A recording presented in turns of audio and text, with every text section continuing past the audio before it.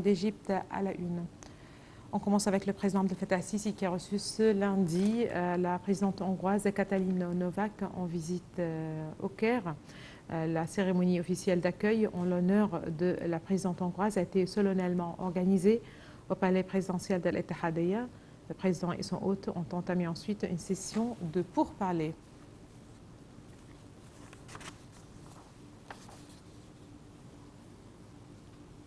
Mercredi matin, le président Abdel Fattah el-Sisi a annoncé en grande pompe sur son compte X la réussite de la médiation qatari avec le soutien de l'Égypte et des États-Unis pour parvenir à une trêve de 4 jours entre Israël et le Hamas et l'échange d'une partie des prisonniers, notamment des femmes et des enfants chez les deux parties en conflit. Le président Abdel Fattah el-Sisi a salué la médiation égypto-américano-qatari qui a abouti justement à un accord pour une trêve humanitaire à Gaza. Après 50 jours de guerre entre Israël et le Hamas, un accord prévoyant une trêve de 4 jours et la libération de plusieurs otages prisonniers a été acté sous la médiation de l'Égypte, des États-Unis et du Qatar. Mercredi matin, le président Abdel Fattah el-Sisi a annoncé en grande pompe sur son compte X la réussite de la médiation égyptienne avec le soutien des États-Unis et du Qatar pour parvenir à une trêve de 4 jours entre Israël et le Hamas et l'échange d'une partie des prisonniers, notamment des femmes et enfants, chez les deux parties en conflit. Mais si la trêve constitue la première percée de cette guerre acharnée depuis le 7 octobre, l'Égypte veut poursuivre ses efforts pour arriver à un cessez-le-feu durable et une solution à 2 États. Le président el-Sisi a donc confirmé la poursuite des efforts égyptiens pour la conclusion d'une solution finale et durable de nature à atteindre la justice, imposer la paix et garantir les droits légitimes du peuple palestinien, a écrit le président sur son compte sur les réseaux sociaux. L'Égypte communique intensément avec toutes les parties pour prolonger d'1 ou 2 jours supplémentaires la trêve de 4 jours entre les parties palestiniennes et israéliennes, a déclaré samedi le chef du service d'information de l'État égyptien, Deya Rachwan. Rachwan a noté que la prolongation de la trêve signifierait la libération d'un plus grand nombre de captifs israéliens à Gaza et de détenus palestiniens dans les prisons israéliennes. Le chef du SIS a en outre expliqué que l'Égypte avait jusqu'à présent reçu des indicateurs positifs de toutes les parties sur la possibilité d'une prolongation de la trêve. Selon Rachwan, l'Égypte a reçu une liste de 13 captifs à Gaza et de 39 Palestiniens détenus dans les prisons israéliennes qui devraient être libérés samedi dans le cadre de la trêve. En outre, Rachwan a révélé que 50 camions transportant de l'aide humanitaire à destination du nord de Gaza sont entrés dans la bande de Gaza samedi par le poste frontière de Rafah. Mercredi, Israël et le Hamas ont conclu un accord de trêve sur un cessez-le-feu humanitaire de 4 jours à Gaza grâce à la médiation égyptienne, américaine et qatari. L'accord de trêve implique l'arrêt de toutes les hostilités à Gaza et l'entrée de l'aide humanitaire aux 2,4 millions de Palestiniens dans la bande assiégée. L'accord prévoit la libération de 50 captifs israéliens, dont des femmes. Le président Abdel Fattah el-Sisi a déclaré lors d'une conférence de presse conjointe avec le Premier ministre espagnol Pedro Sánchez et le Premier ministre belge Alexander De Croo vendredi 24 novembre dernier au Caire que relancer la voie de la solution à 2 États n'est peut-être pas ce qui est actuellement nécessaire et que nous devrions agir différemment, ce qui c'était reconnaître l'État palestinien. Le président Abdel Fattah el-Sisi et le premier ministre espagnol Pedro Sánchez et belge Alexander De Croo ont appelé vendredi lors d'une conférence de presse conjointe tenue au Caire à mettre fin à la catastrophe humanitaire dans la bande de Gaza et à y apporter davantage d'aide humanitaire. Le président el-Sisi a indiqué que dès les discussions avec les responsables européens ont porté sur les développements actuels à Gaza, y compris les affrontements militaires et les mesures qui doivent être prises plus efficacement. Il a évoqué la trêve temporaire annoncée mercredi, espérant prolonger sa durée pour l'échange des prisonniers et l'entrée de davantage d'aide humanitaire. Le président el-Sisi a expliqué que les discussions ont également porté sur la phase post-guerre et son importance, appelant à traiter de manière réaliste et objective la voie de la solution à 2 États, notamment la reconnaissance d'un État palestinien aux frontières du 4 juin avec Jérusalem-Est pour capitale. Il s'est dit prêt à accepter que ce pays soit démilitarisé et qu'il y ait des garanties de la présence de forces affiliées à l'Organisation du traité de l'Atlantique Nord, l'OTAN, aux Nations Unies ou à des forces arabes ou américaines afin de parvenir à la sécurité. Pour sa part, Sanchez a appelé à la nécessité d'acheminer l'aide humanitaire dans la bande de Gaza de manière suffisante et régulière, exprimant son espoir que la trêve humanitaire se poursuive et qu'un cessez-le-feu permanent soit finalement atteint avec l'aide du président Al-Sisi. Sanchez a ajouté que l'Union européenne, la Ligue arabe et l'Organisation de la coopération islamique ont salué la tenue d'une conférence internationale dès que possible, soulignant la nécessité de commencer dès aujourd'hui la mise en œuvre définitive de la solution à 2 États. De son côté, De Croo a estimé qu'un cessez-le-feu permanent dans la bande de Gaza doit être la priorité actuelle après le cessez-le-feu temporaire, soulignant la nécessité d'augmenter l'entrée de l'aide humanitaire dans la bande de Gaza et d'ouvrir d'autres points de passage par l'entité israélienne occupante pour entrer davantage d'aide.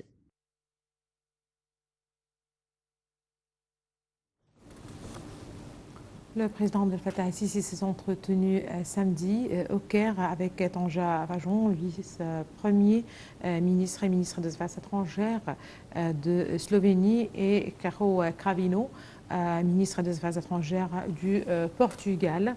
Les 3 parties ont souligné la nécessité de poursuivre les efforts visant à consolider la trêve humanitaire déclarée à Gaza et s'appuyer sur celle-ci pour parvenir à un cessez-le-feu permanent. Jéricho est un havre de paix en plein désert, dans la vallée du Jourdain en Palestine. Surnommée la ville des palmiers, elle est connue pour ses sites emplis d'histoire, d'une part, et ses sols fertiles, d'autre part. C'est aussi la ville la plus basse du monde, car elle est située à... Le président Abdel Fattah el-Sisi a exprimé samedi son appréciation pour les positions de la Slovénie et du Portugal en faveur d'une trêve humanitaire dans la guerre à Gaza. Les remarques du président el-Sisi ont été faites lors d'une réunion avec la vice-première ministre et ministre des Affaires étrangères européenne de Slovénie, Tanja Fajon, et le ministre des Affaires étrangères du Portugal, João Gomes Cravinho, samedi au Caire. La Slovénie devrait devenir membre non permanent du Conseil de sécurité des Nations Unies pour 2024-2025.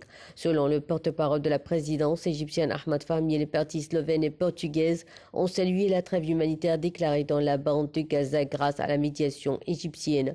Les 2 hauts diplomates ont apprécié le rôle de premier plan de l'Égypte sur les plans stratégiques, politiques, humanitaires tout au long de la crise depuis son déclenchement le 7 octobre.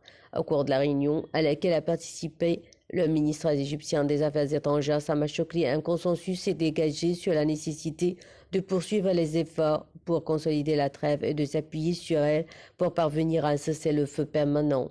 Les 2 hauts diplomates ont affirmé que les efforts de l'Égypte ont abouti à une médiation conjointe qui a conduit à une trêve et à des échanges de libération de captifs et de détenus. Ils ont également reconnu le rôle de l'Égypte dans l'évacuation des ressortissants étrangers de la bande de Gaza. Les 3 parties ont également convenu de fournir un soutien immédiat et efficace aux efforts de secours humanitaire dans la bande de Gaza de manière suffisante pour soutenir la population de Gaza qui a été privée de ses moyens de subsistance et de sa sécurité. Il y a également eu un accord sur le régime catégorique du déplacement du peuple palestinien de Gaza de ses terres. En outre, le président el-Sisi a souligné la nécessité pour la communauté internationale d'agir sérieusement pour parvenir à un règlement global de la question palestinienne et reconnaître l'État palestinien indépendant le long des frontières du 4 juin 1967 avec Jérusalem-Est pour capitale. Le chef de la diplomatie, Sameh Shoukry, assiste ce lundi à Barcelone, en Espagne, à la 8e édition du Forum ministériel de l'Union pour la Méditerranée, axé sur les derniers développements de la situation dans la bande de Gaza. En marge de ce forum, le comité ministériel arabo-islamique s'est réuni à Barcelone avec le chef de la diplomatie espagnole, José Manuel Alvarez, pour examiner les résultats et les décisions du dernier sommet arabo-islamique, ainsi que la participation du comité à la table ministérielle ronde organisée par le Forum de l'Union pour la Méditerranée.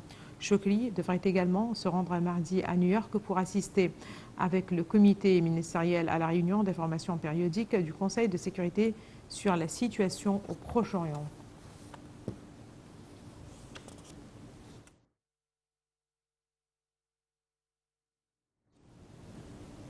7 jours et l'heure 0 commence, marquant la date du début de vote pour l'élection présidentielle 2024. Participer et faites entendre votre voix est une campagne lancée pour inciter les Égyptiens à participer à la prochaine présidentielle et qui commence justement à l'étranger dans moins d'une semaine. C'est prévu le 1er décembre, justement, du 1er au 3 décembre prochain. Les candidats à la présidentielle égyptienne cesseront leur campagne électorale à partir du vendredi 8 décembre à minuit, ici en Égypte, date du début de la période de silence électoral. Cette pause intervient 2 jours seulement avant la date prévue du vote.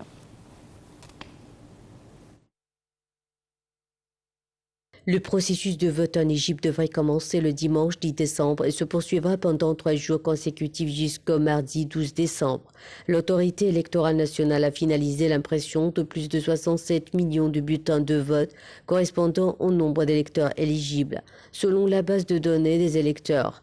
En outre, les préparatifs ont commencé pour l'impression des listes électorales, des registres de vote et de dépouillement, ainsi que de tous les documents liés au processus électoral. La procédure de vote souligne l'importance que le nom de l'électeur soit enregistré auprès de la commission électorale où il compte voter. Les électeurs doivent présenter une pièce d'identité personnelle, soit la carte d'identité nationale, soit le passeport, et le chef du comité doit vérifier leur présence sur le registre électoral. Les électeurs recevront un bulletin de vote tamponné ou signé et les personnes ayant des besoins particuliers pourront exprimer leur choix en privé au chef du comité comme indiqué sur la carte. La liste définitive des candidats comprend les candidats présidentiels. Le président sortant Abdel Fattah al-Sisi, représenté par le symbole de l'étoile, le candidat présidentiel Farid Zahran, président du Parti démocratique égyptien, représenté par le symbole du soleil. Le candidat à la présidentielle Abdeslam Diamama, président du parti Wafd, représenté par le symbole du palmier. Le candidat à la présidentielle Hazem Omar, représenté par le symbole de l'échelle.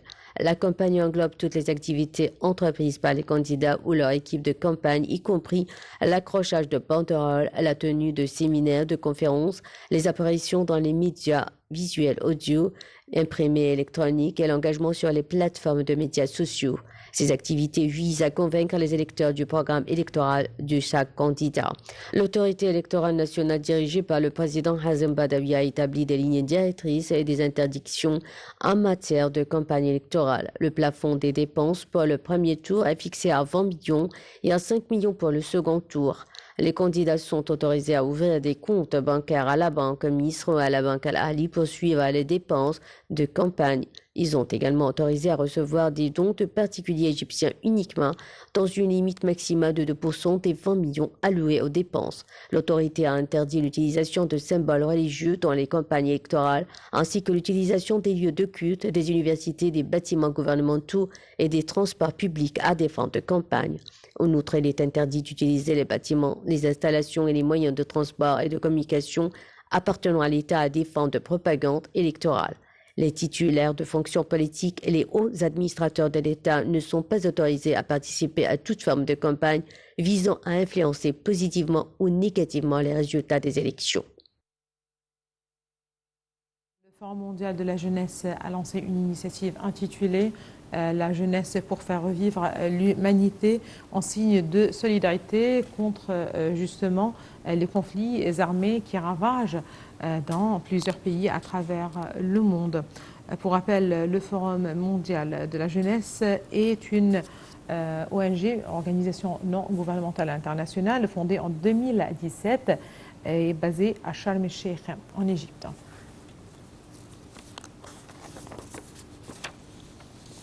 Forum mondial de la jeunesse est une ONG internationale fondée en 2017 basée à Sharm el-Sheikh en Égypte. La mission du World Dias Forum, WYF, est d'envoyer un message de paix, de prospérité, d'harmonie et de progrès de la part des jeunes au monde entier. Le forum a été initialement parrainé dès les débuts et s'est tenu sous les auspices du président Abdel Fattah al-Sisi qui a accepté en novembre 2017 lors d'un marathon de la paix d'organiser le forum chaque année. Le 18 février 2021, les Nations Unies ont adopté le Forum mondial de la jeunesse comme plateforme internationale. Le forum est devenu un événement annuel organisé en novembre après avoir suivi l'une de ses recommandations lors de la première édition du forum. Depuis son lancement en 2017, le Forum mondial de la jeunesse a connu 4 éditions, commençant avec plus de 3200 participants venus de 113 pays et atteignant un total de 5000 délégués en 2018 provenant de 169 pays. Le forum le plus récent a eu lieu en janvier 2022. Les inscriptions au World Dias Forum, Forum mondial de la jeunesse, sont ouvertes à tous les jeunes de toutes nations âgés de 18 à 40 ans. Les jeunes influents dans leur communauté et dans leur domaine d'études sont également encouragés à postuler en tant que conférenciers. Les jeunes peuvent assister au Forum mondial de la jeunesse en tant que participants, conférenciers, participants modèles, participants à un atelier ou participants au Théâtre mondial de la jeunesse. L'ordre du jour du Forum mondial de la jeunesse ouvre à la discussion sur 3 volets qui reflètent les visions et les aspirations de la jeunesse mondiale, abordant des thèmes et des sujets d'intérêt pour la jeunesse internationale, créant une plateforme pour exprimer des points de vue, présenter des idées et partager des expériences tout au long de ces sessions.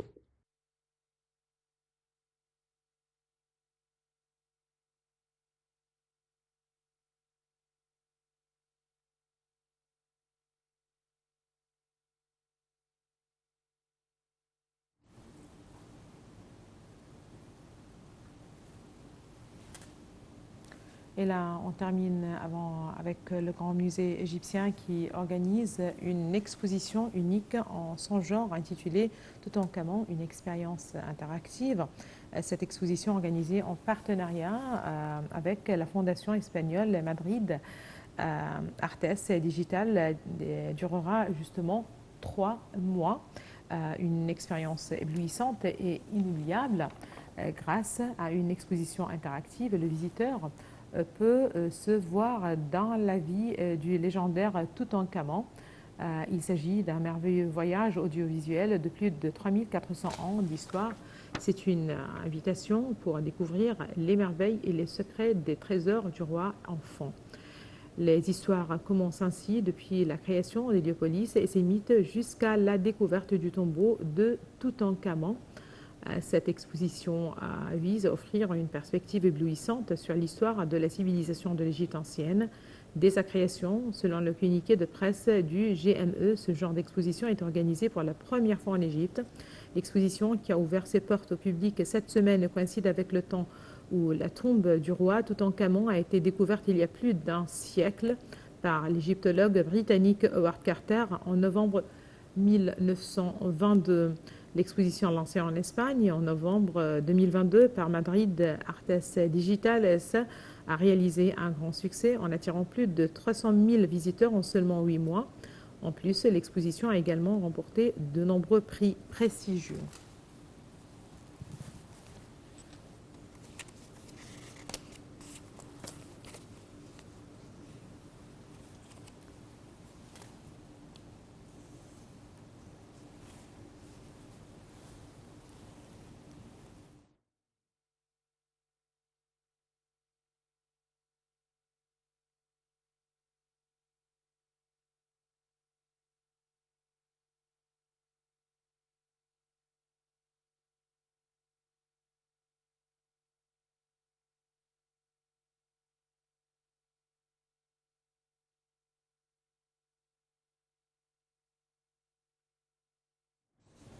Voilà, ce sont des images justement qui nous parviennent de Barcelone en Espagne où se déroule la 8e édition du Forum ministériel de l'Union pour la Méditerranée.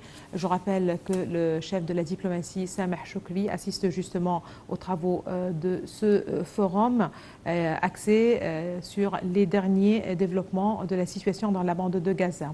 Je rappelle aussi qu'en marge de ce forum, le comité ministériel arabo-islamique s'est réuni à Barcelone avec le chef de la diplomatie espagnole, José Manuel Alvarez, pour examiner dernier les résultats et les décisions du dernier sommet arabo-islamique, ainsi que la participation du comité à la table ministérielle ronde organisée par le Forum de l'Union pour la Méditerranée. Je rappelle aussi que le chef de la diplomatie, Sameh Choukri, devrait se rendre demain à New York pour assister avec le comité ministériel à la réunion d'information périodique du Conseil de sécurité sur la situation au Proche-Orient. Mais justement, ces images que nous avons avec nous en direct de Barcelone, en Espagne, je rappelle, où se déroulent les travaux de la 8e édition du Forum ministériel de l'Union pour la Méditerranée, axé sur les derniers développements de la situation dans la bande de Gaza. Eh bien, Madame, Monsieur, c'était tout pour cette édition d'Égypte à la une. Merci de l'avoir suivi. Extension de programme sur l'International. Dans quelques petits instants, ce sont les émissions en langue anglaise qui reprennent la relève.